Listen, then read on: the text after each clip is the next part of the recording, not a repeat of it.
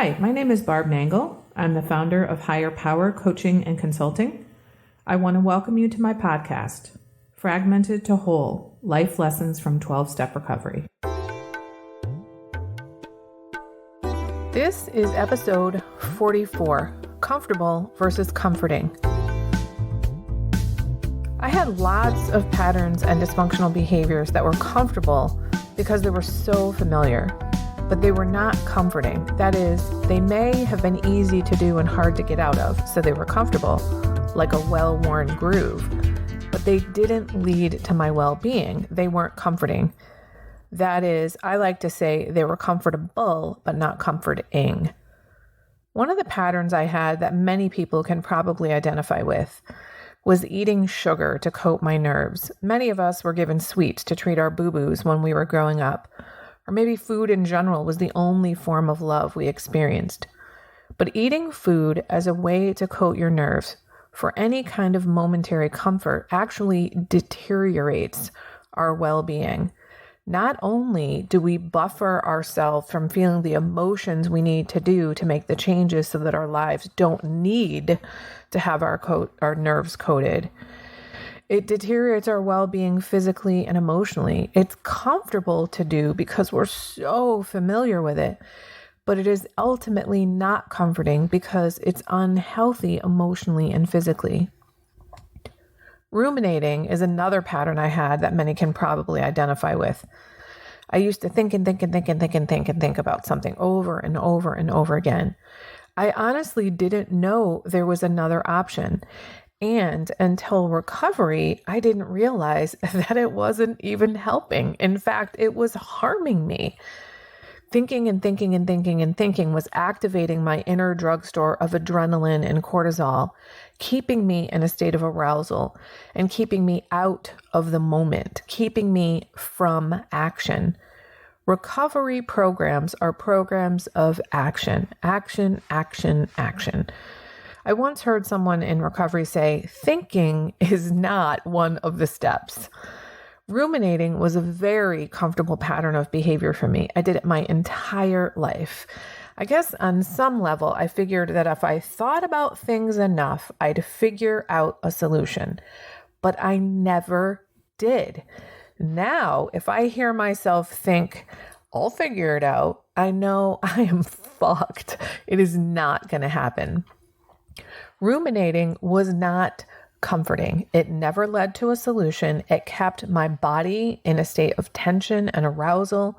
It kept me in inaction, which meant things never changed. All that thinking was getting me nowhere except stressed and paralyzed from acting. So if you're doing something that's comfortable for you, I urge you to think about whether it is comforting.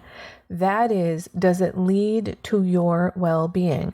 Perhaps it is comfortable, but not comforting. While I'm talking about comfortableness, I want to say that even though we are wired to seek pleasure and avoid pain, that is, to seek comfort, we need to become okay with some level of discomfort. In this society, we are constantly bombarded with messages that try to make us believe that we should feel happy and satisfied all the time and that discomfort of any kind is bad. Now, don't get me wrong. Permanent discomfort is bad. I grew up in a dysfunctional family, so I had a very high tolerance for dysfunction. I put up with shit for years that I didn't have to. I didn't know that I didn't have to. I kind of didn't even know that I was putting up with shit until it was gone. That is not okay. But being okay with temporary discomfort is a whole nother story. For example, if you need to have a difficult conversation with someone, perhaps you need to assert a boundary with them. That might be temporarily uncomfortable, but it will lead to your long-term well-being. That temporary discomfort will lead to long-term comfort. Because you were able to manage going through an uncomfortable situation momentarily to, for example, set a boundary, That means you're going to be able to live the kind of life you want to live because you're setting the boundaries around your life in the way you want to.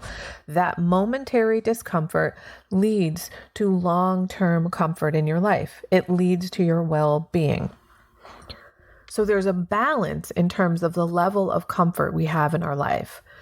I urge you to think about this distinction between comfortable and comforting. There are things we do that are so familiar and so habitual that they're comfortable for us, but they are not comforting. I urge you to stretch out of your comfort zone and work on doing things that are comforting to yourself. It may be uncomfortable to do so at first, especially if you have a lifelong pattern of self-loathing, self-neglect, and self-harm.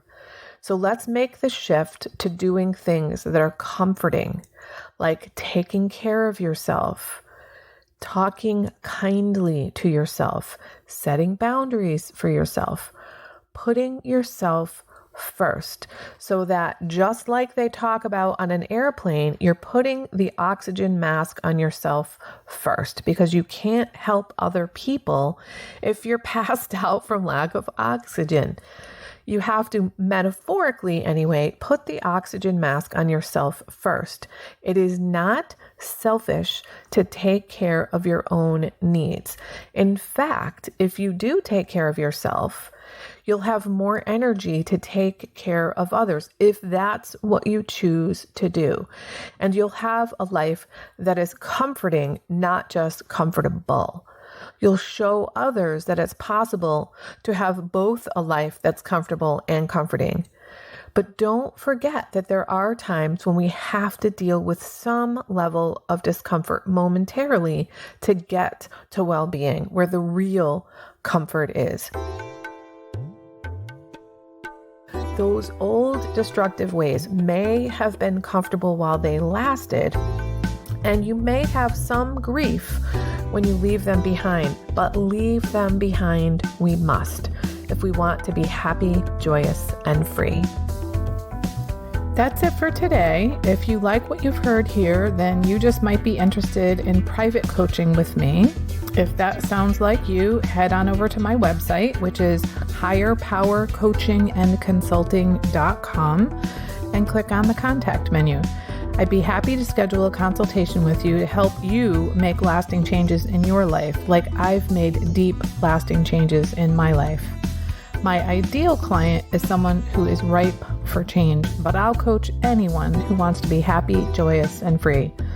So if that's you, shoot me an email. I'd love to hear from you.